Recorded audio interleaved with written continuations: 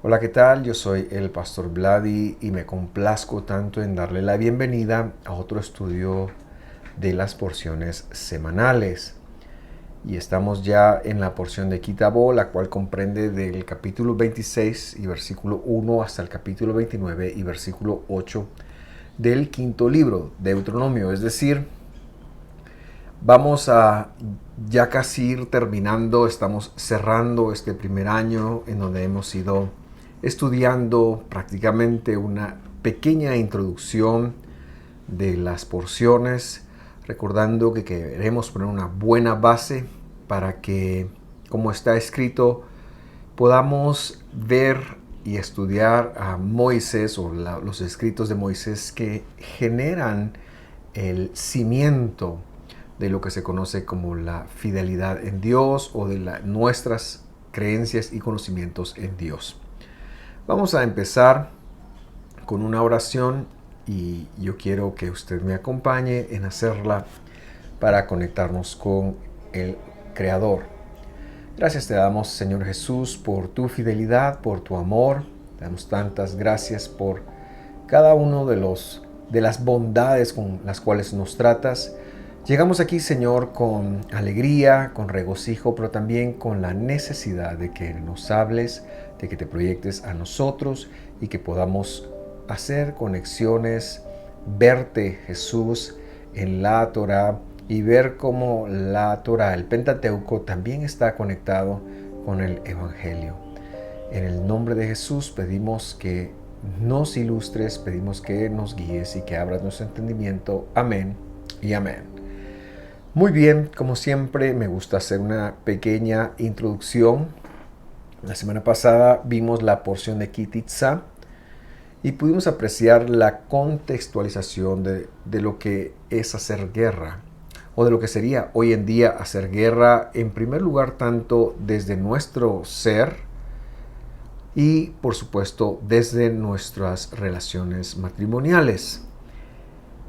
Y hoy ya veremos una porción que se aparta un poquito de las leyes de guerra, pero que empieza a tratar las leyes de la tierra. Antes de empezar, decimos que esta porción contiene los siguientes subtemas. Las primicias y los diezmos es el primer tema con el cual nos lanza. Luego las exhortaciones finales de Moisés, las inscripciones que tendrían que hacerse en el monte Ebal, las 12 maldiciones en el mismo, las bendiciones y maldiciones o advertencias de la obediencia y desobediencia, y termina esta porción renovando el testamento.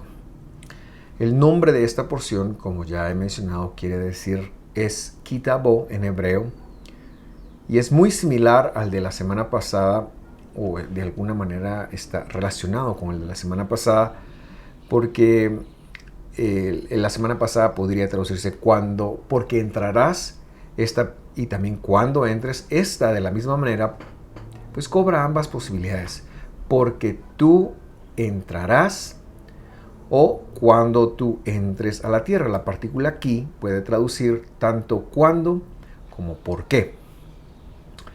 Sin embargo, preferimos leerla porque tú entrarás, porque el verbo entrar, bo, está en futuro, y esa es la forma como lo traducimos. Vamos a leer el primer versículo de esta porción y pedirle que lo hagamos juntos. Deuteronomio de Barim 26:1. Y será que, porque entrarás en la tierra que el Señor tu Dios te da por herencia, tomarás posesión de ella y habitarás. Hoy quiero leer también el versículo 2, pero antes de hacer esta lectura quiero hacerle un par de comentarios introductorios con respecto a este versículo. El primer comentario, es la parte que dice tomar posesión de ella. Por supuesto que esto implica hacer un esfuerzo, ir a la guerra. También esto entendemos que no iba a ser de la noche a la mañana, sino que incluso para que no se multiplicaran las bestias y éstas hicieran un problema en la tierra, Dios iba a hacer el proceso de conquista que fuera progresivo y que fuera de menos a más y que fuera poco a poco hasta que la casa de Israel pudiera asentarse en el lugar donde estaban. Las leyes de la guerra y cómo se manejarían están todas discutidas, bueno, la mayoría de ellas discutidas en la porción pasada, de eso se trataba la porción. Pero esta porción tiene que ver ya con el segundo comentario que quiero hacer, y este es la parte que dice y habitarás en ella, habitarás en ella. El verbo habitar en hebreo denota un descanso, no solamente es tomarse el tiempo de vivir en cualquier lugar, aunque sí implica por supuesto el vivir, pero tiene que ver con la seguridad y el disfrute con el que se pueden hacer las cosas. Como dice el Evangelio, para que podamos vivir quieta y reposadamente. Esto sería el verbo yashab. Yashab es el verbo que han traducido como habitar, solo que yo quiero hacer la connotación que más que habitar significa habitar pacíficamente, habitar en armonía, habitar quieta y reposadamente, habitarse de una forma segura. Eso es lo que implica este verbo. Este verbo está relacionado con dos palabras que me gustaría a mí abordar en este momento. La primera es la palabra Mishkan, que es la que continuamente se traduce como tabernáculo. Ahora bien, el tabernáculo, que es una palabra latina, lo que hace de ver es una tienda de campaña. Y el Mishkan, que sí era una tienda de campaña, tiene otro aspecto mucho más profundo, porque lo que se refiere a es el lugar donde Dios iba a venir a habitar.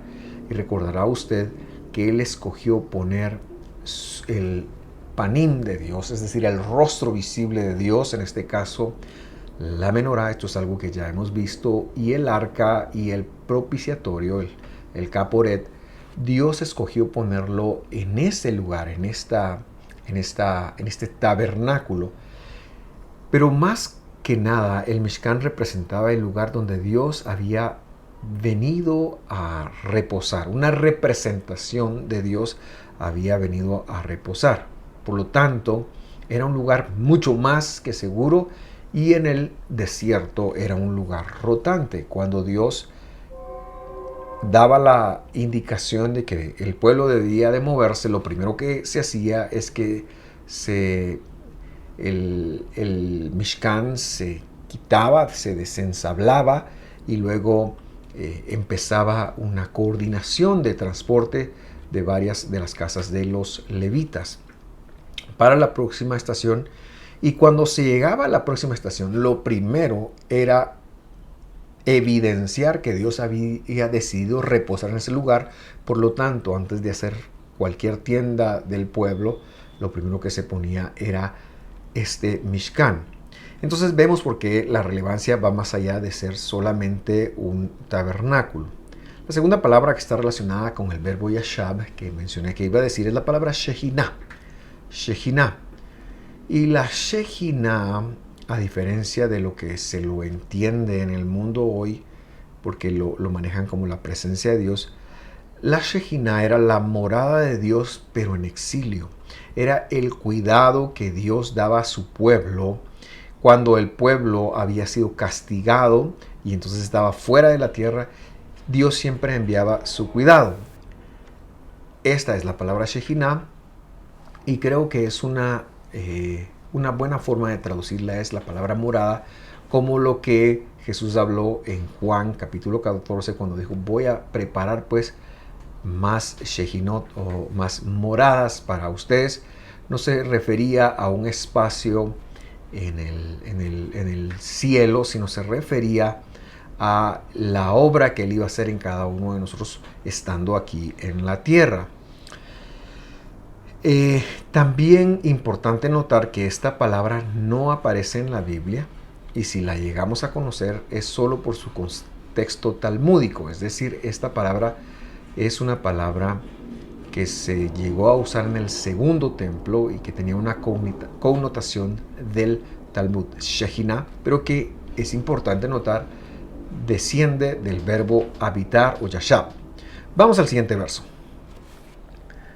Dice el versículo 2 del capítulo 26. Tomarás, no le quise traducir acá, sino que se lo dejé en transliterado al castellano, el reshit de todos los frutos del suelo que recojas de la tierra que el Señor tu Dios te da. Y las pondrás en una canasta e irás al lugar que el Señor tu Dios escoja para establecer tu nombre. La mayoría de traducciones colocan ahí la palabra primicia. Y la palabra reshit ciertamente sí es primicia. Pero necesitamos hacer una diferencia acá porque no ha de confundirse con la palabra el bikurim, que eran los primeros frutos que salían y que estaban ligados con la fiesta de las semanas que debían de presentarse. Dios no está pidiendo los bikurim, sino está pidiendo el reshit de los frutos. Y reshit no tanto se refiere al primer fruto que salga, sino se refiere al primer fruto en calidad, en función de calidad. Es decir, se refiere a lo mejor, no a lo primero. Y esto nos lleva a hacer un par de conexiones muy importantes. En primer lugar, con la creación y en segundo lugar, con una enseñanza muy importante del Evangelio. El primer libro de la Biblia se llama en hebreo en el Reshit, es decir, en la primicia. Bereshit en hebreo. Y esta es una referencia al mejor de todos, es decir, a Jesús en función de la creación, es decir, a causa del Reshit, a causa de Jesús, de que Jesús se iba a manifestar, a causa del...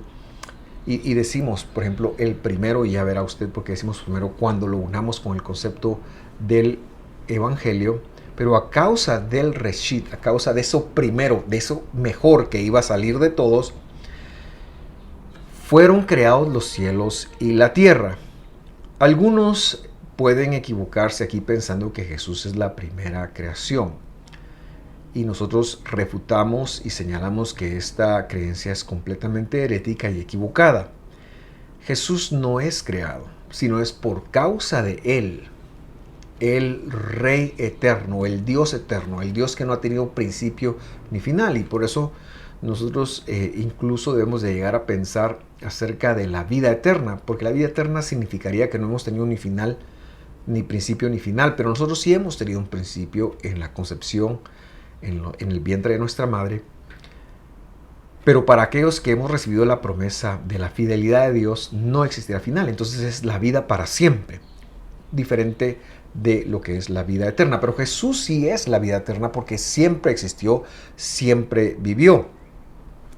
Entonces lo que Dios está pidiendo a los israelitas, para hacer una conexión aquí importante antes de irnos al Evangelio, es que lleven lo mejor que recojan, ya sea del suelo o de los árboles frutales, para que dentro de esta acción que se debe hacer por lo menos una vez al año, quede en mente una conexión bíblica, una referencia a cuando el Señor mismo venga a la tierra. Y un poquito de esto encontramos en Colosenses capítulo 1, versículo 13, y es el siguiente verso que leemos, y dice así: porque Él nos libró del dominio de las tinieblas y nos trasladó al reino de su Hijo amado. Ahora bien, si usted piensa en términos de una Trinidad, va a ser muy difícil de conectar lo que yo estoy tratando de explicar acá. ¿Quién hizo esto? ¿Quién nos libró del dominio de las tinieblas? En el contexto es Dios, es decir, Elohim. ¿Y qué es Elohim? Elohim son la plenitud de los atributos de Dios antes de Jesús desprenderse de ellos y tomar otro título. Ya vamos a ver cuál es el título.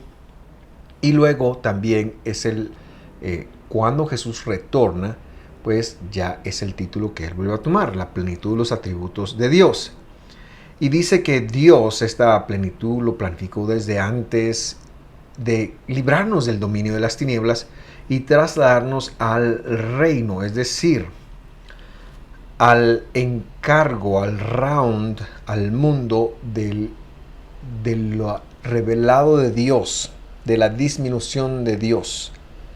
Porque recordamos que la palabra reino, Malhut, representa la disminución de Dios. Entonces la disminución de Dios de su Hijo amado, y aquí el Hijo amado, la palabra Ben, es el heredero. Es decir, es el atributo de Dios, es el atributo de Elohim, pero no es una persona distinta, que es un heredero activo de la salvación, que vino a dar la salvación. Eso quiere decir hijo. Y entonces Él nos traslada del round espiritual negativo del pecado al del poder del Hijo, en el cual el Hijo imputa sobre nosotros salvación, resurrección y vida para siempre. Eso quiere decir el versículo 13, versículo 14. Por tal razón, o en quien tenemos redención, dice, el perdón de los pecados. Y ese es el versículo al cual quería llegar más que cualquier otro con usted. Dice, Él es la imagen del Dios invisible. Es decir, Jesús, cuando estuvo aquí en la tierra, es la imagen, es lo que se podía ver del Elohim, de todos los atributos invisibles. Se disminuyó, no dejó de ser Dios, no cambió, sino que se disminuyó para no destruir la creación y se convirtió en la imagen del Dios invisible. Y entonces, luego dice coma, es decir, la primicia, el reshit de toda la creación, es, o sea, la razón por la cual todo fue hecho en Él, por Él y para Él.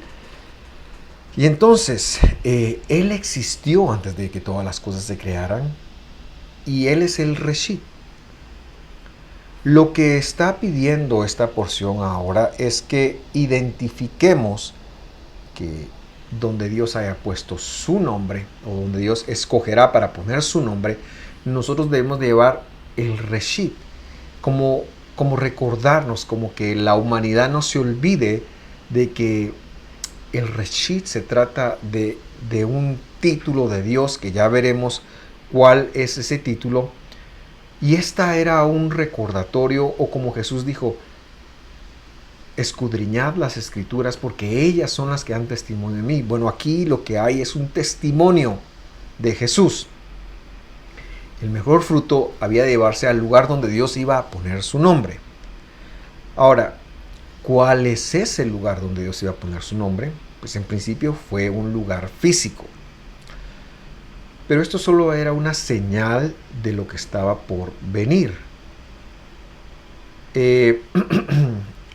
Porque esto ocurrió en primer lugar en el templo que Salomón construyó, luego antes de eso en el Mishkan que se puso en algunos lugares en Israel, y luego en el segundo templo también ocurrió, se cumplía este mandamiento para recordar que el Reshit era Dios, y Dios había una conexión con su nombre. Cuando Él estuvo en la tierra, en Mateo 12:6, Él dijo unas palabras muy interesantes. Y dice, les digo que algo mayor que el templo está acá. Por supuesto, algo mayor que el templo es Él. De hecho, a partir de que Él viene y muere, el templo empieza a perder su relevancia hasta que es destruido. Hoy en día hay muchos esfuerzos, voy a llamarle, para reconstruir el templo. Pero ninguno de esos esfuerzos es válido, porque el pacto mejorado, es decir, el pacto innovado, trae mejores promesas, que ahora ya no tenemos que ofrecer un corderito, un animalito para ser perdonados, sino Él con su sacrificio nos basta a nosotros. Entonces, para unir cuál es el reshit de Dios, cuál es el lugar que Él escogió y todas las características que yo he planteado hasta ahorita, ¿cuál es el lugar que Elohim, es decir, Dios, la plenitud de los atributos, escogió para poner su nombre? ¿Y cuál es la conexión del Reshit con todas las cosas? La respuesta en hebreo es el atributo de Mashiach.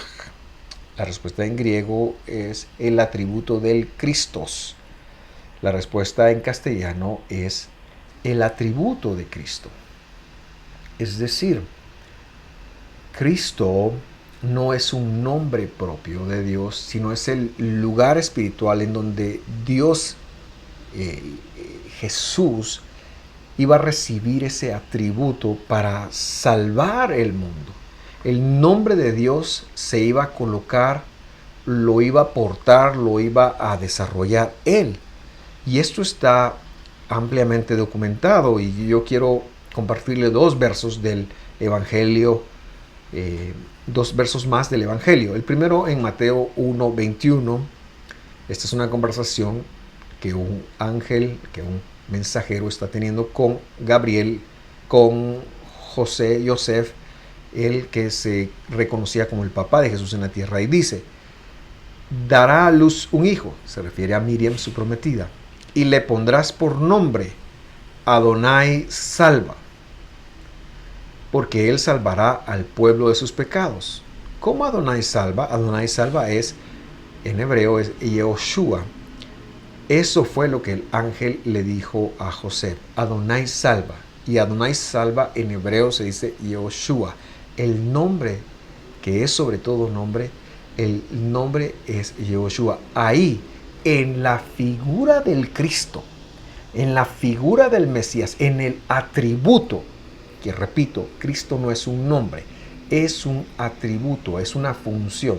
En la función del Cristo, ahí Dios puso su nombre, Adonai Salva, Jesús. Y cada vez que nosotros decimos el nombre de Jesús, lo que estamos diciendo es Adonai Salva.